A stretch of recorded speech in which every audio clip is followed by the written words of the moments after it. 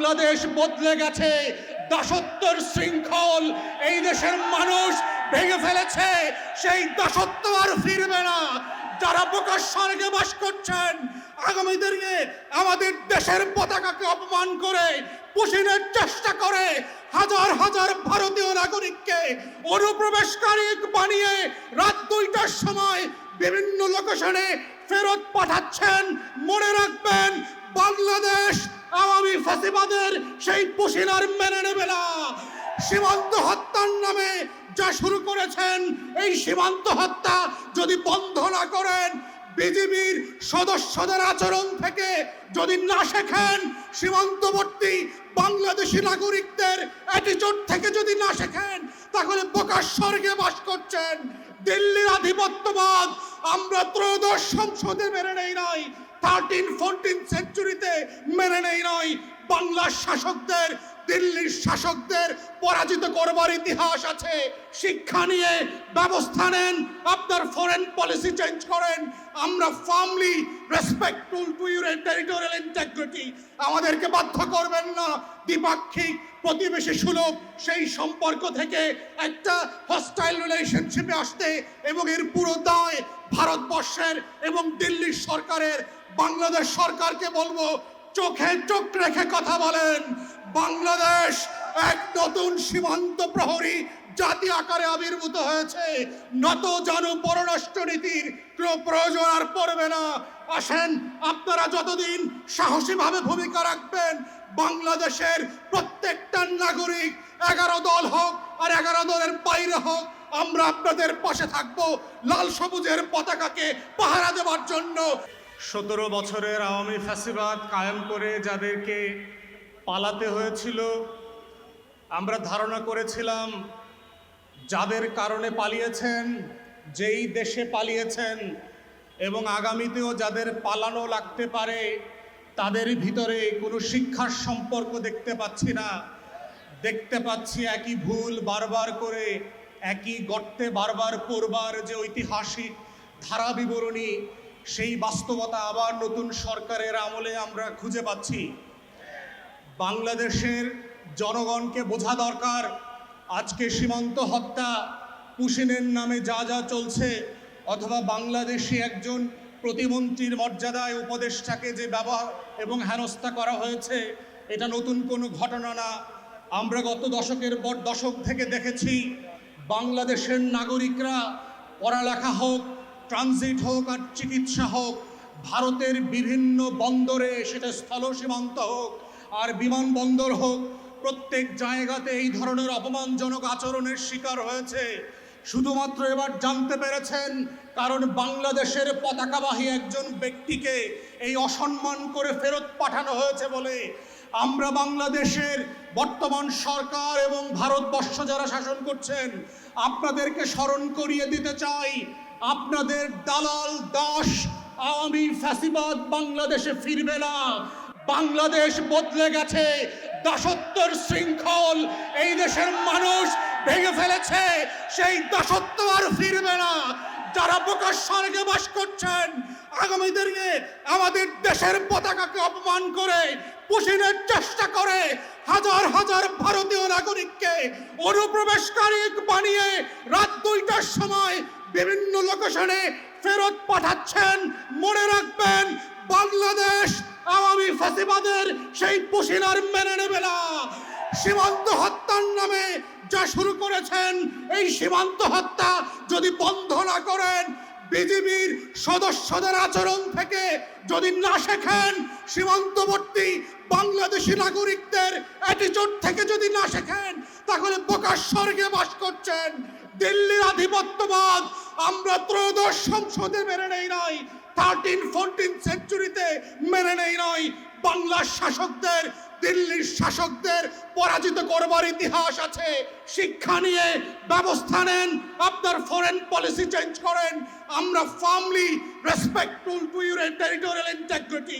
আমাদেরকে বাধ্য করবেন না দ্বিপাক্ষিক প্রতিবেশী সুলভ সেই সম্পর্ক থেকে একটা হস্টাইল রিলেশনশিপে আসতে, এবং এর পুরো দায় ভারতবর্ষের এবং দিল্লির সরকারের। বাংলাদেশ সরকারকে বলবো, চোখে চোখ রেখে কথা বলেন। বাংলাদেশ এক নতুন সীমান্ত প্রহরী জাতি আকারে আবির্ভূত হয়েছে। নত জানু পররাষ্ট্র নীতির কোনো প্রয়োজন আর পড়বে না। আসেন, আপনারা যতদিন সাহসীভাবে ভূমিকা রাখবেন, বাংলাদেশের প্রত্যেকটা নাগরিক 11 দল হোক আর 11 দলের বাইরে হোক, আমরা আপনাদের পাশে থাকব লাল সবুজের পতাকাকে পাহারা দেওয়ার জন্য। সেই আহ্বান রেখে আমার বক্তব্য এখানেই শেষ করছি। আসসালামু আলাইকুম। ২৪-এর গণ অভ্যুত্থান সূচনা কেন্দ্র ঐতিহাসিক শাহবাগ চত্বরের এই বিশাল সমাবেশের সম্মানিত প্রধান অতিথি, বাংলাদেশ জামাত ইসলামীর সম্মানিত সেক্রেটারি জেনারেল সাবেক এমপি অধ্যাপক মিয়া গোলাম পরওয়ার, জাতীয় নেতৃবৃন্দ, সাংবাদিক বন্ধুগণ, সংগ্রামী দেশবাসী, আসসালামু আলাইকুম ওয়া রাহমাতুল্লাহি ওয়া বারাকাতুহু। সংগ্রামী ভাইরা আমার, বিগত দিনে আমরা যদি দেখি, বাংলাদেশে ফ্যাসিবাদীর আমলের সীমান্তে গড়ে 350 করে বাংলাদেশের নাগরিককে হত্যা করা হতো। জুলাই অভ্যুত্থানের পর 12 ফেব্রুয়ারি নির্বাচনে যে সরকার ক্ষমতায় এসেছে, জুলাইয়ের অন্যতম আকাঙ্ক্ষা হচ্ছে সীমান্ত হত্যা বন্ধ করতে হবে। এই সরকার কি সীমান্ত হত্যা বন্ধ করতে পেরেছে? 3 মাস সরকারের সময় অতিবাহিত হয়েছে, সীমান্তে 19 জন বাংলাদেশের নাগরিককে হত্যা করা হয়েছে, 41 জনকে গুলিবিদ্ধ করা হয়েছে। আর সীমান্ত রক্ষার যে বিজিবির দায়িত্বে নিয়োজিত মন্ত্রী, স্বরাষ্ট্রমন্ত্রী বলেছেন, সীমান্তে যদি গুলি করে হত্যা করা হয়, সেটা যদি অপরাধের কারণে হয়, সেটাকে বর্ডার কিলিং বলা যাবে না, সীমান্ত হত্যা বলা যাবে না। ধিক্কার বাংলাদেশের এই প্রধানমন্ত্রীকে, বাংলাদেশের স্বরাষ্ট্রমন্ত্রীকে। ওনাদের উচিত ছিল বাংলাদেশের জনগণের বক্তব্যের প্রতিধ্বনিত হওয়া। ওনারা প্রতিধ্বনিত করলেন ভারতের বয়ানকে।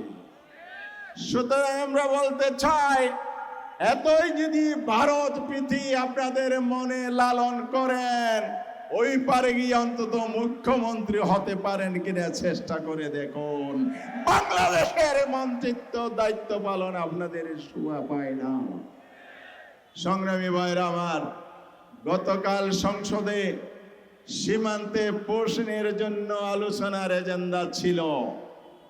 আমরা জানি না কোন কালো হাতের ইশারায় এই আলোচনা স্থগিত করা হয়েছে। বাংলাদেশের জনগণ বিজেপির সাথে পোষণ প্রতিহত করছে, আর পার্লামেন্টের সরকার পোষণের আলোচনা করতে দিচ্ছে না। তাহলে সংসদ কেন দরকার আমাদের? পার্লামেন্টে ভেঙে দেন। আপনারা ব্যর্থ হয়েছেন, স্বীকার করে নেন। জনগণে এদেশের সীমানা রক্ষার জন্য এগিয়ে যাবে। শেষ কথা বলতে চাই, ভাইরা আমার, সাপুড়িয়া সাপ পালে, আর সেই পোষিত দুধ কলা দিয়ে পোষা সাপে সাপুড়িয়াকে দংশন করে মৃত্যুর কোলে ঢেলে দেয়।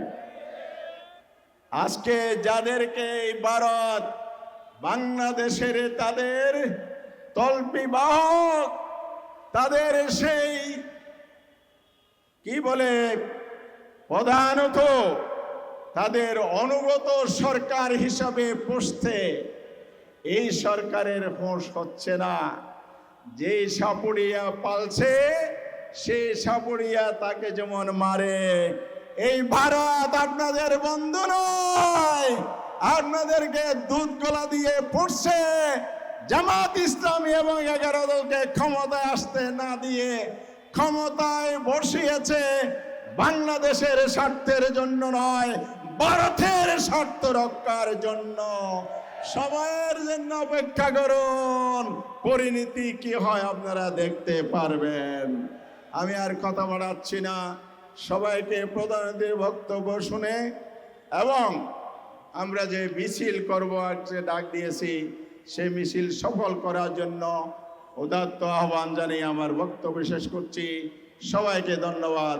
আসসালামু আলাইকুম রহমতুল্লাহ।